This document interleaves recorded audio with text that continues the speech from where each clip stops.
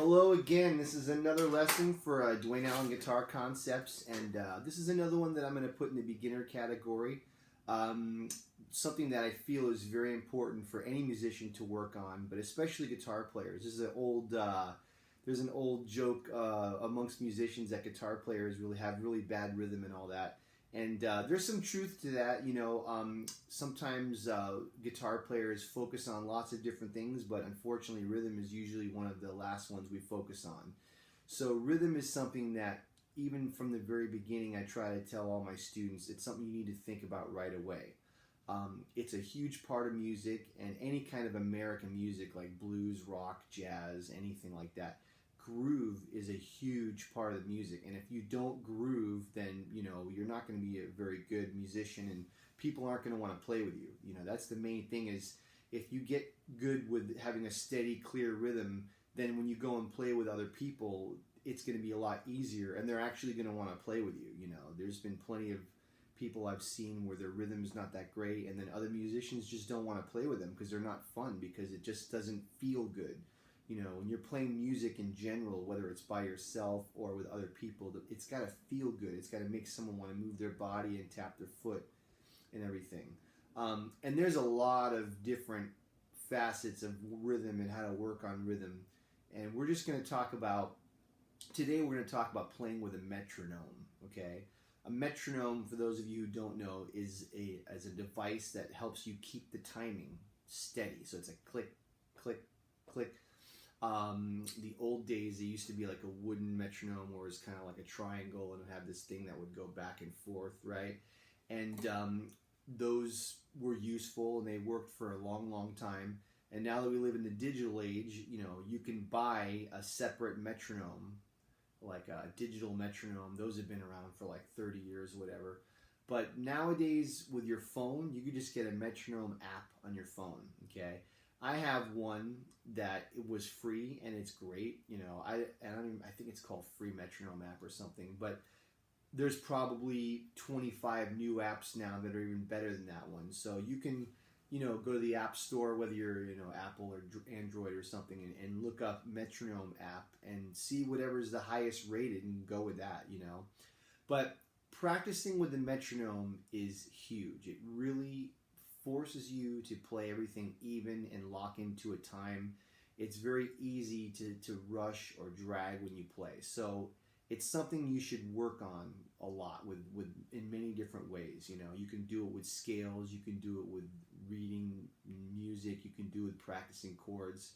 I would recommend it as much as possible with whatever it is you're practicing. So like, let's say for example, and I'm not going to get too much into how to use a metronome because every metronome is different and has different functions and features. But let's just say we're going to play in 4/4 right now, okay?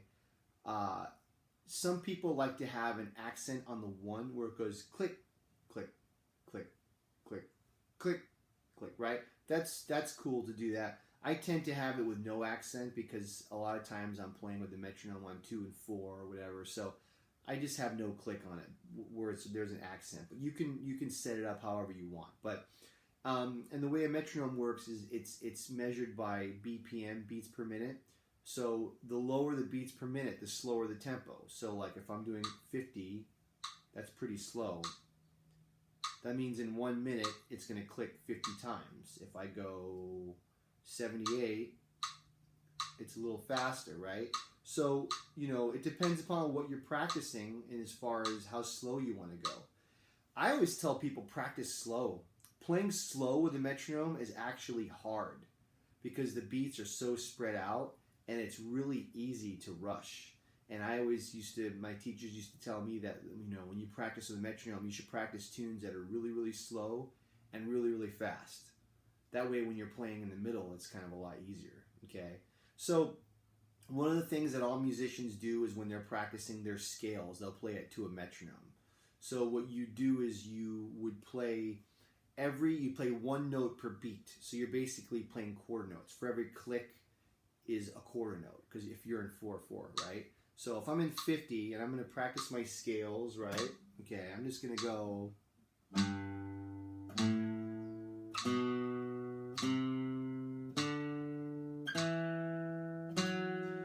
want every note to try to match perfectly with the beat. It's hard when it's slow.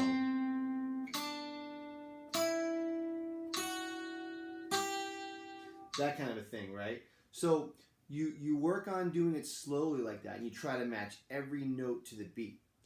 And what I recommend, this is a great way to work on your speed with scales and technique, is you go up a few clicks every day. So that was like 50. Let's say you get good at 50.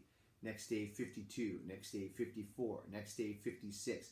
And if you do that gradually, you won't even feel yourself going up because it's so gradual. And then before you know it, you're playing 70 beats a minute and then 90 beats a minute, right?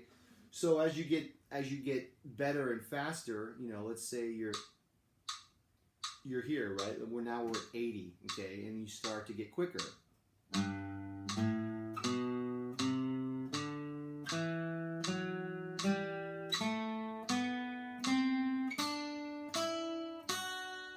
Right? Now, once you get fast enough where the metronome's going click, click, click, click, click, after a while, it gets to be annoying to do it that way. So then what you do is you play eighth notes against the click. So for every one click, you're playing two notes. Do, do, do, do, do, do, do, do, do. And that's a great way because you're actually subdividing the beat when you do that. So it's a really good exercise. So if I'm on 80 now and I start getting faster, you could do eighth notes.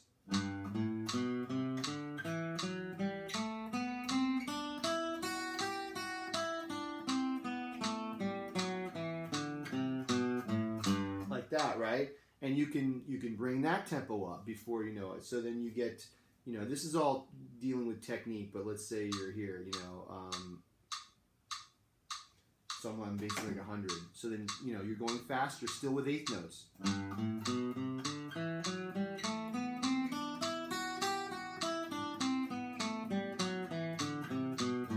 Right? Now, then when you start getting faster and the clicks are getting, you know, closer together, then you can actually, if you're doing scales, you can do them as 16th notes. So that's basically 4 notes per beat. And that's how I kind of practice my scales nowadays. I'm trying to just, you know, always work on my speed. And that's how you would approach it. So when you're ready and you feel you're up to it, then you do 4 notes per beat.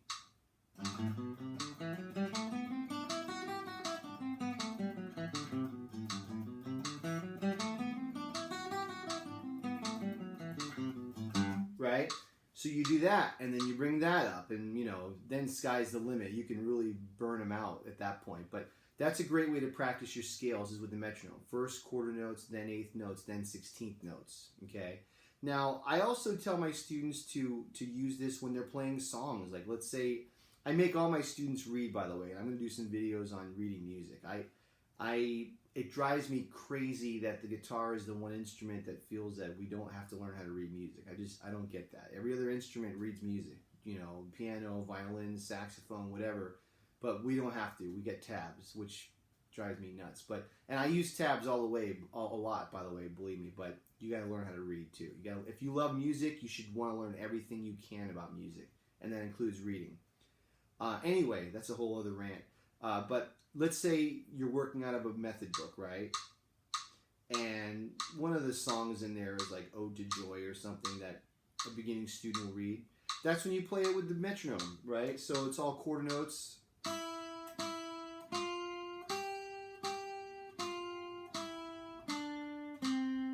Just trying to lock into the time.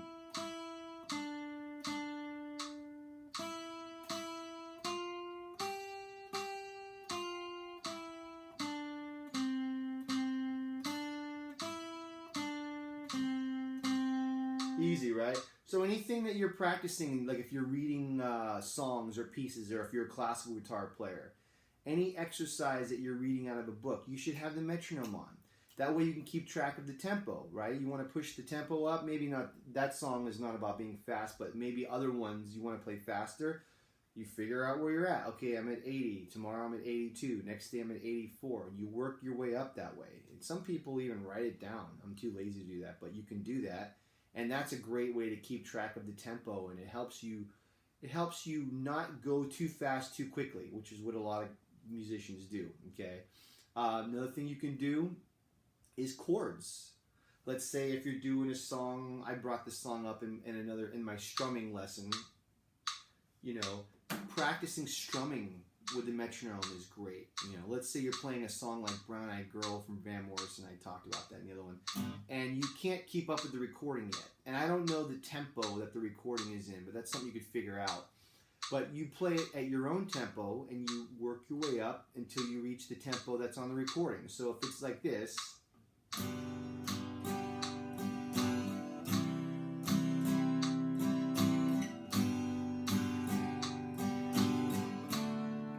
you want it to be relaxed.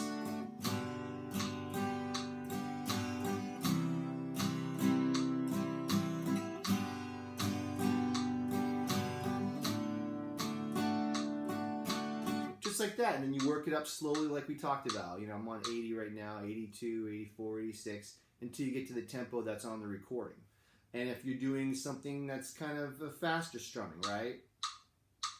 Still do the same thing. Let's say you're doing something with free strumming, like a...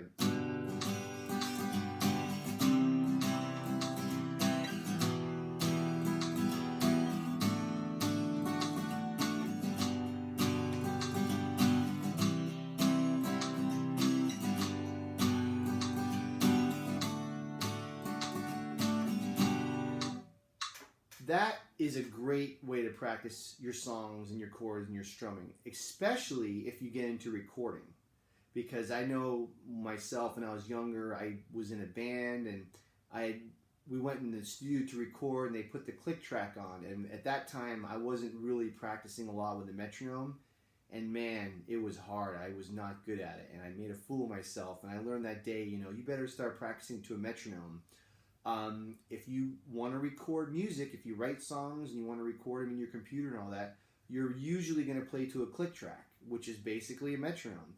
So if you practice strumming chords and all that kind of stuff to a metronome, you're going to be fine when the click track comes on. If you're not used to doing the metronome, the click track is going to kick your butt. It does with a lot of people. So a lot of people, they don't practice the metronome. They play the click and it's a disaster.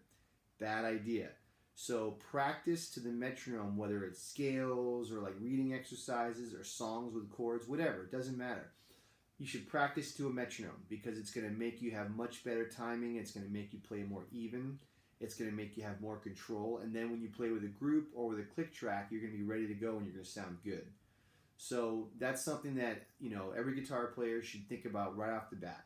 Okay, if you have any questions or comments, leave them at the bottom. If you like the lesson, please hit subscribe, and we'll see you next time. Thank you.